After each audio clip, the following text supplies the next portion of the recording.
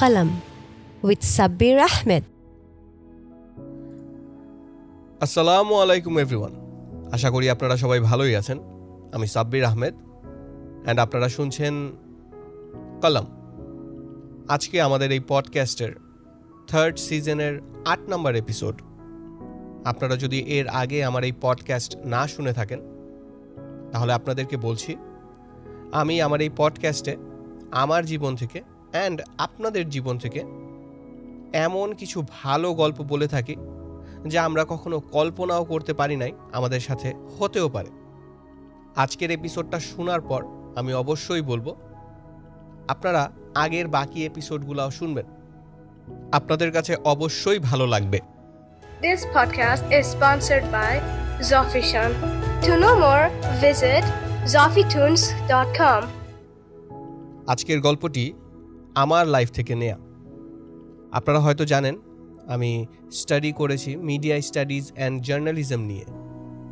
জার্নালিজমটাতে আমার কাজ একটু কমই ছিল, কিন্তু আমার মেইন ফোকাস ছিল মিডিয়া স্টাডিজ নিয়ে।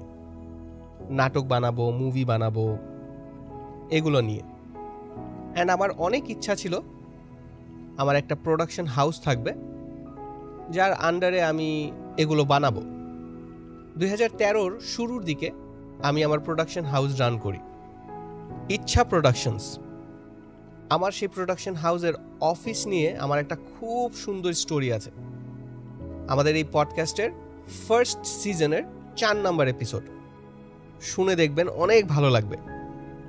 যাই হোক, আমি প্রোডাকশন হাউসটা রান করি অ্যান্ড ছোটোখাটো কিছু শর্ট ফিল্ম, মিউজিক ভিডিও এগুলো বানাতে থাকি। আমার একটা ইউনিভার্সিটির ফ্রেন্ড আছে, সে এখন ইউরোপের কোনো একটা কান্ট্রিতে থাকে অ্যান্ড সেই দিকে পিএইচডি করছে ফিল্ম মেকিংয়ের উপর, অ্যান্ড একটা ইউনিভার্সিটিতে লেকচারার হিসেবে জবও করছে। সেই সময় তার পরিচয় ছিল বাংলাদেশের বড় বড় নাটকের ডিরেক্টরদের সাথে, মুভি ডিরেক্টরদের সাথে। সো তার সুবাদে যা হয় সেটা হলো আমাদের এই প্রোডাকশন হাউসে কিছু বড় বড় নামকরা ফিল্ম মেকার বা নাটকের ক্রিয়েটর তাদের আসা যাওয়া হয়। যেমন নাটকের মধ্যে তখন আশুতোষ সুজন ভাইয়ের সাথে কাজ করেছিলাম, ওনার নাটকের জন্য কাজ করতেছিলাম। আমার নাটকের জন্য কাজ করতেছিলাম ওনার সাথে। বদিউল আলম খোকন ভাইয়ের সাথে কাজ করেছিলাম, ওনার 2টা মুভিতে ভিডিও এডিটিংয়ের কাজ করেছিলাম অ্যান্ড 2টা মুভির গ্রাফিক্সের টুকটাক কাজ করেছিলাম। অ্যান্ড মুভি ইন্ডাস্ট্রির সবচেয়ে বড় ভিডিও এডিটর যদি বলি, জিন্না ভাই বা জিন্নাত হোসেন জিন্না ওনার নাম, ওনার সাথে কাজ করেছিলাম। এখন যদি আমি বলি যে আমি খুব ভালো ভিডিও এডিটিং করতে পারি, তাহলে অবশ্যই বলবো যে জিন্না ভাইয়ের খুব ভালো হাত আছে এটাতে। উনি আমাদের এদিকে এসেছিলেন ডিজিটাল ভিডিও এডিটিং শিখতে, কারণ বাংলাদেশে তখন মাত্র মনে হয় একটা মুভি ডিজিটালি এডিট করা হয়েছিল। এর আগ পর্যন্ত সবই ম্যানুয়ালি কেটে কেটে এডিট করা হতো। অ্যান্ড জিন্না ভাই আসছিলেন আমাদের কাছে ভিডিও এডিটিং শিখতে, কিন্তু ডিজিটালটা। উনি তো বস ভিডিও এডিটিংয়ের উপরে। অ্যান্ড প্রায় বছরখানেক উনি আমাদের অফিসে এসেছেন। সপ্তাহে 1 দিন, 2 দিন, 3 দিন, যখন ওনার সময় হয়েছে উনি চলে আসছেন, বসছেন 1 ঘন্টা, 2 ঘন্টা, 3 ঘন্টা, আমরা আড্ডা দিয়েছি। আসলে ওনাকে আমি কি শিখাবো? ওনাকে জাস্ট আমি দেখিয়েছি যে ভাই এটা সফটওয়্যার, এটা এইভাবে কাট হয়, এইভাবে এইটা হয়, এই হয়, সেটা হয়।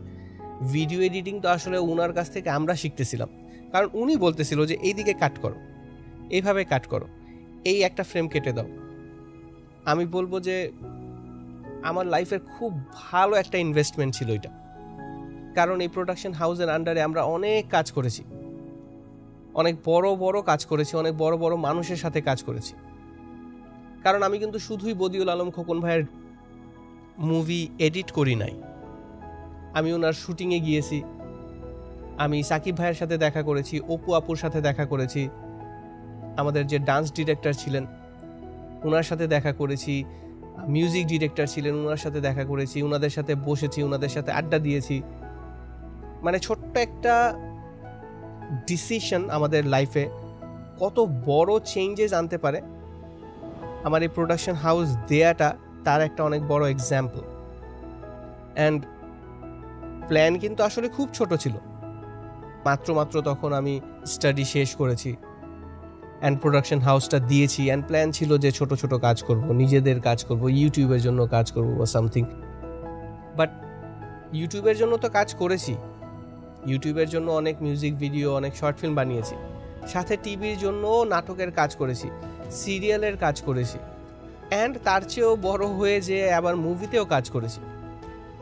এই 3-4 বছরের মধ্যে কিন্তু অনেক কিছু করে ফেলেছিলাম, বা আমি বলবো আল্লাহ আমাকে অনেক কিছু দিয়ে দিয়েছিলেন কাজ করার জন্য আনএক্সপেক্টেডলি। অ্যান্ড সেই 3-4 বছরের যে এক্সপিরিয়েন্স, সেটা কিন্তু এখনও আমার লাইফে কাজ করছে। কোথাও একটা জব পাওয়ার জন্য বা কোথাও কাজ করার জন্য ওই এক্সপিরিয়েন্সগুলো কিন্তু অনেক ইম্পর্ট্যান্ট, অনেক ক্রুশাল একটা কাজ করে আমার লাইফে। তারপরেও আমি কাজ করেছিলাম, সেটা আবার আরেকটা স্টোরি, সেটা আবার আরেক দিনের গল্প। আজ এই পর্যন্তই। আমি সাব্বির আহমেদ, অ্যান্ড আপনারা শুনছিলেন কলম।